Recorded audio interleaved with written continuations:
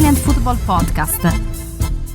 Okay, Nima, let's start off then with Rasmus Hojlund, who is set to join Manchester United for 85 million euros, 75 million fixed fee, then 10 million in add-ons. The deal is done. It's going to become official in the next day or two. 5-year contract plus 1 year for Hojlund at United. And the first thing that comes to mind here, Nima, is Atalanta. They really are the best team in the world when it comes to selling players and making profits on players, aren't they? It's not even close. I tweeted that out and people were talking, oh, what about Porto? What about Benfica? What about Borussia Dortmund? Borussia Dortmund sold Jude Bellingham and Erling Haaland. Atalanta have sold Frank Kessie, Gagliardini and Rasmus Hojlund. Like, what are we even talking about? It's not even a discussion. I mean, the list that we've got here, we have to go through it because I think that just ends that debate. Rasmus Hojlund, they paid 17 million euros for him, sold him for 85 in a deal worth 85. Romero paid 16, sold for 55. Amad Diallo, 0, sold for 41. Kulusevski, 100,000 euros, sold for 35. Bastoni, 0, sold for 31 million. Brian Cristante paid 9.5, sold for 30. Kessie, 0, sold for 28. Caldara paid 0, sold for 25. Gosens paid 1, sold for 25. Castagne paid 6.5, sold for 24. Andrea Conti, 0, sold for 24. Gagliardini, 0, sold for 22. Musa Barrow paid 0, sold for 13. I mean, it's not even a contest. Enzo Fernandez is a world-class player. Jude Bellingham is a world-class player. Erling Haaland is a world-class player. Okay, they screwed Liverpool, Benfica for Darwin Núñez, but I mean these clubs don't do amazing business. They're amazing selling clubs as well. Porto, Benfica, yes, Dortmund. they are, but they sell quality. The difference is you've got to look at the size. But I'm saying if you compare the quality, yeah, but you've also got to look at the size of the clubs. I mean, pound for pound, there's no debate. Pound for pound, Atalanta are a provincial club. These other clubs are big clubs. I mean, Porto and Benfica, they're historic clubs. They've won Champions Leagues know, between them in the past. But what I'm saying is, even if you look at the quality, there's really only 1 or 2, maybe 3 actual world-class players on that list I read up. Yeah. But the others, like you said, they're bigger clubs, so they obviously attract bigger talent. But I mean, it's not. No matter how that's what's amazing about it, Nima. Because if you take Rasmus Hojlund, and we've been singing his praises. He was my pick breakout star of the season. Like, we know he's an amazing talent, and he looks like he's going to have a great career. But the point of the matter is this: he started 20 games for Atalanta last season. He scored 10 goals in all competitions. Okay, most of that was in 2023. That's when he exploded this calendar year for club and for country. He's scored a lot of goals for Denmark as well. There's no doubt in the talent. But when you look at that, he started 20 games for Atalanta, scored 10 goals, and they've managed to quintuple their investment on him in 11 months. I mean, it's just insane. And that just follows the pattern of those players that you've read out, like Amad Diallo, that they sold to United for 41 million. Yeah, who I spoke about last week. He played just 4 senior games before they sold him for a fortune, and then they were all substitute appearances. Kulusevski, he'd only played 3 games for Atalanta. Yeah, for Atalanta, but let's be honest, he had a fantastic season at Parma before he went to Juve in January, or 6 months there. So it's still, but it's a different thing. My point is simply, no matter what metric you use, no matter what parameter it is, that list that I read up since January 2017, that makes Atalanta by far, pound for pound, overall, they are the best club in terms of selling players and turning a profit.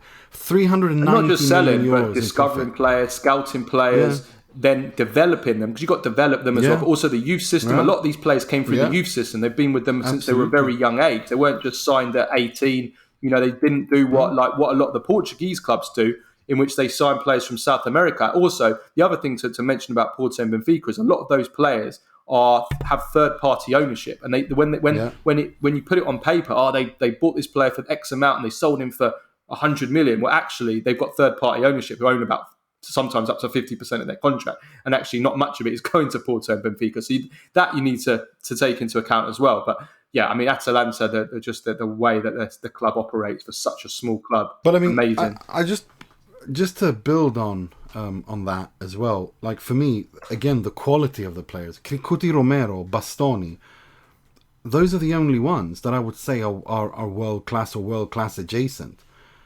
I mean, the rest of them, I'm sorry, none of them are. They're good players, many of them. Some of them atrocious Hojlund players. and some of them, the jury's still out on that. Could become a world-class But that's what I was going to player. say. That's what I was going to say. Hojlund is a player who I think, and I do sing his praises just like you did, because we both think he's a great talent.